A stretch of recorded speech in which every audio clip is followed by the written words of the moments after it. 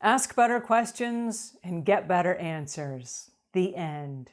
No, I'm just kidding. That's our discussion for today. Hi there, I'm Angela Brown, and this is Ask a House Cleaner. This is a show where you get to ask a house cleaning question, and I get to help you find an answer. Now, I say it's a discussion because I'm going to share with you some information, and then I hope that we're going to have a discussion. I hope that you're going to leave some comments in the notes below, and while you're down there, you can hit the subscribe button. Then when you come back to YouTube, one of our videos will pop up somewhere in your feed, and you can click on the button and you can continue the conversation with us. Come be part of our community because every day we ask and answer house cleaning questions. Okay, so we're going to talk about questions themselves. Now, on an average day, I get lots of questions that funnel into our office from all across the world, and they come in via instant message and through the contact form on our website, and they come in through YouTube, they come in through Facebook, they come in through instant messages on the Facebook, texts, phone calls, group coaching, private coaching, lots of questions.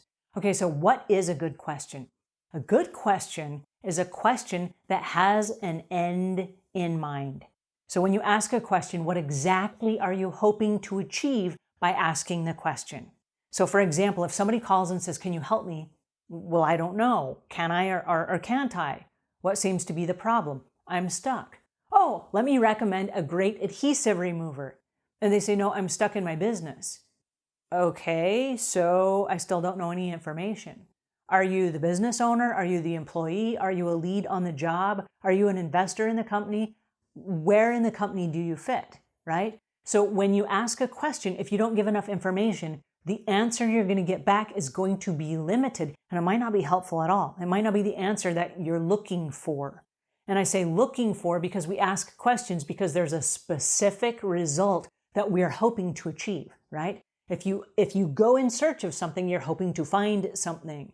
But if you don't know what you're looking for, you will never recognize it when it arrives.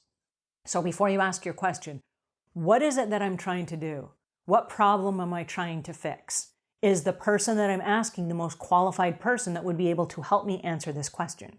So for example, if a homeowner calls a house cleaner and they say, "Hey, how do I clean my bathroom floor?" I don't know. There's not enough information there to actually answer that question.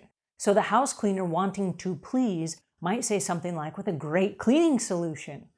And the homeowner says, "No, I have problems with my bathroom floor." And the house cleaner says, "Well, I have a special mop."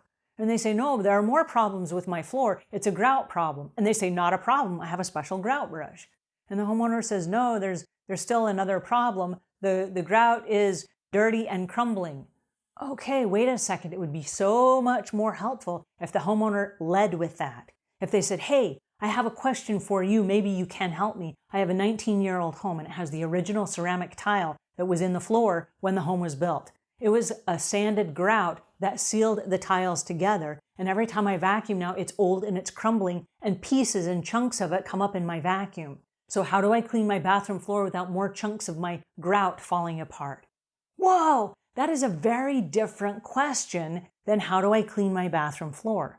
Because the house cleaner was going to come and just bring a steamer, or they were going to come and bring some special cleaning solution.